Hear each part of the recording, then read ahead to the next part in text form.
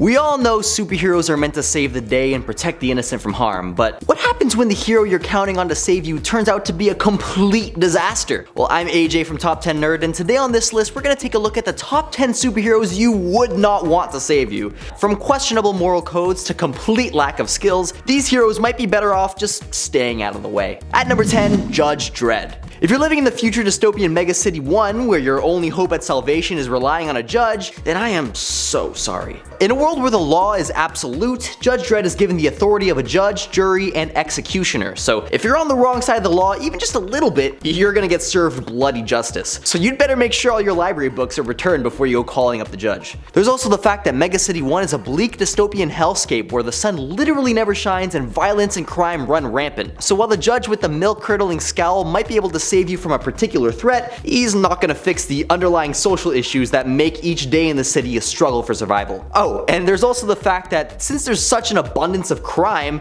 your judge may take days, weeks, heck, even months to arrive at the scene. Heck, if your case isn't deemed a priority, they may not even show up at all. If you're enjoying the video so far, you can support the channel by pressing like, subscribing to Top 10 Nerd, and ringing that notification bell. Thank you very much, really appreciate it. At number 9, we have Ghost Rider. While Johnny Blaze has certainly one of the most badass hero designs out there, when it comes to saving the lives of the innocent, he may not be the best pick for the job. See, his methods tend to teeter towards extreme violence and brutality, as he's literally possessed by a demonic entity known as the Spirit of Vengeance. And while that makes for some exciting comic book reading, it's not exactly the kind of character traits you'd be looking for from someone who's supposed to be saving lives. To make matters worse, Johnny's powers aren't always completely under his control. When he transforms into his demonic form, he can quite easily be overwhelmed and consumed by his own rage, losing sight of the original mission and potentially leading to the unintentional harm of bystanders. And that's all without even mentioning the sheer unapproachability of this menacingly terrifying hero. Moreover, Ghost Rider's more of a force of nature than a human being, so he's not exactly empathetic or compassionate, leading to very ineffective communication with those he's trying to save, as all they would want to do is run in the opposite direction. And don't even try to lie, you definitely would too. I know I would. At number 8, we have Red Hood. While Jason Todd is a skilled fighter and possesses some impressive gadgets, there are a few reasons why you might be better off shining the old bat signal instead. First and foremost, Red Hood has a pretty complicated moral code. Just because he used to be the Robin to Batman's, well, Batman, doesn't necessarily mean he takes after his former master's tendency to always do what's right, uphold the law, and leave everybody alive. Especially that last one, meaning that your rescue may not be the most ethical procedure on the planet. And his brutal morality doesn't blend well with his hot-headed temper and impulsiveness, leading to rash decision making which would only serve to make the situation worse. But coming from Jason, it's pretty easy to see why he turned out the way he did, as his flaws as a hero come as a direct result of his traumatic past. That's cause back when he went by Robin, he was kidnapped and brutally beaten with a crowbar by the Joker before he and his mom were incinerated by a time bomb. He was later resurrected thanks to Talia al Ghul and a Lazarus pit, but going through all that just to be brought back to life is definitely gonna mess with your head. So if I got to choose who has to save me, I'd probably go with someone a little less unhinged. At number 7, The Seven. The way too realistic world we see in The Boys is exactly why we can't have superheroes in real life. As the classic proverb goes, absolute power corrupts absolutely. And such is the case when it comes to the Seven, the world famous superhuman team of heroes who are more interested in their stock value than in saving the world. And while the media and much of the public practically worship these guys, in reality they cause all kinds of collateral damage and silence the survivors, as pretty much all their public stunts are just attempts to save their own reputations and careers. Couple that with the fact that pretty much nobody in the group is mentally stable. Not only do they all have diva egos, but A-Train's got a drug addiction, Translucent's a perv, oh correction, they're all pervs, Homeland has an unhinged god complex going on, and the Deep is an absolutely insufferable piece of garbage. For a team of heroes, there are sure a lot of demons they carry around. And I haven't even mentioned the fact that they're just puppets to be used by multi-billion-dollar corporate overlords whose only priority is their bottom line, as they literally could not give a singular doo-doo about your well-being. So forget being saved, cause heck, even just being in the same city as these dudes is gonna cause you a lot more baloney than they're worth. At number 6, The Tick. This nigh invulnerable hero has a heart of gold and a brain of, well, let's just say it's not full of the brightest ideas. or anything at all for that matter. See, while the Tick may have the best of intentions, he's not exactly famous for his problem-solving skills. In fact, he's more likely to create more problems as he tries to fix yours. Sure, super strength and nigh invulnerability make for a great power combo, but they're not exactly the most useful in the Tick's hands. And while we're at it, let's not forget about the Tick's less than stellar track record when it comes to collateral damage. His tactics seem to be, to put it lightly, less than precise, as he's been known to cause more destruction than even the very villains he's trying to stop. So if you're looking for a hero who can save the day without leaving a trail of destruction in their wake, the Tick is most definitely not your guy. Now, all that being said, there's something endearing about the Tick's cluelessness. He's a big lovable puppy bug who just wants to help even if he doesn't always know how. And sometimes when the going gets tough, a little bit of well-meaning ineptitude can be just what you need to lighten the mood. So would I want the Tick as a friend? Definitely. But as my hero? Definitely not. At number 5, the Inferior Five. If you couldn't tell by their name, the Inferior Five are, well, inferior. They're not exactly known for their impressive skills or abilities, and they often stumble their way through situations rather than handling them with grace and precision. Now allow me to break down each of these costume morons, because doing so is going to make it blatantly obvious why you wouldn't want to rely on these dudes for your protection. First, we've got the Blimp, who can fly like a bird, but with the speed of a snail. Seriously. He needs a strong gust of wind to manage anything but hovering in one spot. Then we have Awkward Man, sporting super strength and yet is so uncoordinated that he's forced to rely heavily on the support of his teammates to accomplish literally anything.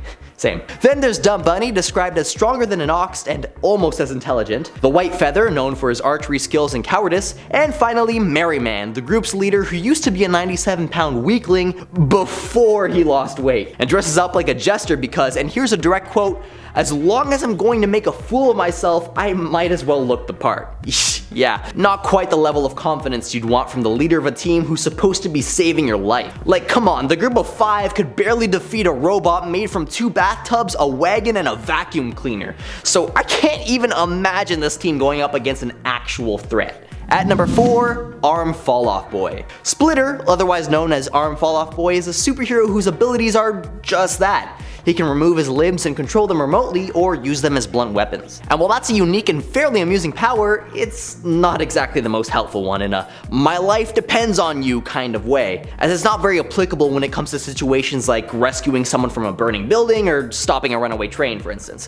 Additionally, Arm Falloff Boy isn't exactly the most skilled or experienced hero out there. He's often portrayed as a bit of a goofball and not really known for his strategic thinking or tactical prowess. In fact, he's been shown to be easily defeated by even relatively minor villains. Imagine that. And that's not even mentioning the obvious drawbacks that comes with his superpower. Like, sure, you can swing around your leg like a bat, but have fun hopping around on one foot for the rest of the fight. All in all, while Arm Falloff Boy may be a fun and quirky character, he's probably not the hero you want on your side if you're caught in a dangerous situation. At number 3, the Flaming Carrot. The name alone should be enough to make you skeptical about this hero's abilities. Like, being on fire doesn't make you cool or intimidating, ain't that right, Ghost Rider? And that's not even mentioning his webbed feet. But let's set aside his unusual appearance for the moment and focus on his actual abilities, or lack thereof. You see, traditional comic heroes have superpowers to stop criminals. But since the Visions comic is grounded in reality, allegedly, the Flaming Carrot resorts to fighting using the one true solution: massacre and slaughter via firepower. And when he runs out of ammo, the Flaming Carrot is lethal with a banana peel.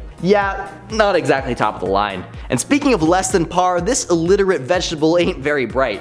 As a matter of fact, the secret hideout of the villainous, artless Dodger is in the spare bathroom of the Flaming Carrot's own house. Look, while this veggie may be a beloved cult hero in certain circles, when you get down to the brass tacks, you're just gonna want a hero who's going to be able to keep their head in the game, and Flaming Carrot just doesn't have one. At number 2, the Comedian. Eddie Blake is the most infamous member of the Watchmen for a number of awful reasons. For starters, there's the issue of his morals. Let's just say that the Comedian isn't exactly known for being a hero in the traditional sense of the word. He's a nihilistic, violent misogynist who's committed some truly heinous acts over the course of his career. Not to mention, he has an impressive track record for making things way worse than they need to be.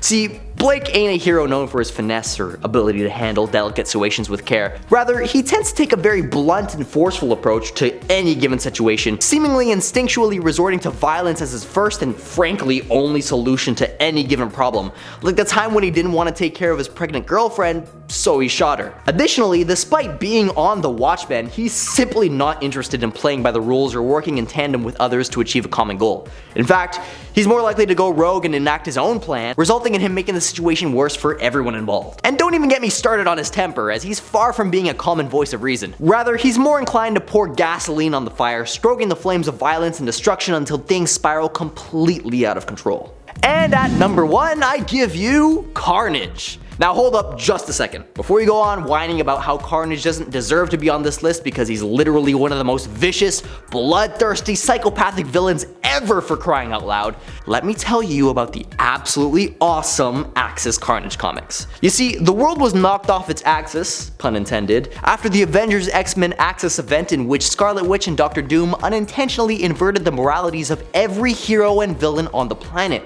bombarding villains with feelings of guilt and remorse, leading to some outrageous acts of heroism from those you'd least expect.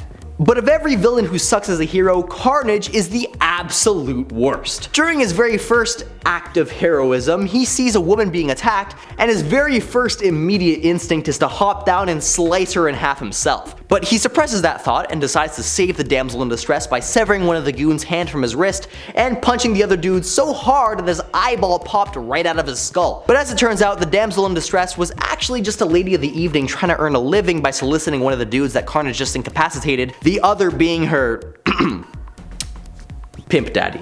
Realizing this, Carnage deduces that she too is a criminal and should be treated as such, and so he gives her a gentle love tap that knocks her out cold, but at least her eyeballs stay in her head. So all in all, good day's work for a hero. His next act of heroism sees him going on against a grave robber, breaking every bone in his body. But again, Carnage acted way too quickly and impulsively and didn't realize that he had just attacked an employee of a cemetery. Next, he teaches a group of bank robbers about the dangers of firearms by yanking one of them and unloading the clip on the sedan they were using for cover, before flipping the car over onto the robbers and shooting the gas tank, causing it to explode, and in the process blowing up the very bank they were trying to rob. Cause you know, can't rob the bank if it's burned down first. And if you still don't see why these are a problem, then I can't help you. And frankly, neither can he. While these heroes make for entertaining characters in comic books and movies, they're probably not the people you'd want coming for your rescue in the time of need. So if you ever find yourself in a dangerous situation, pull out the resumes and pick a hero with a proven track record, because remember, not all heroes are created equal. As always, if there's an ineffective superhero you thought of that I didn't mention, and believe me, there are lots, feel free to let me know down in the comments. This has been AJ Spatola with Top 10 Nerd, and I'll catch you in another video. Peace out, nerds.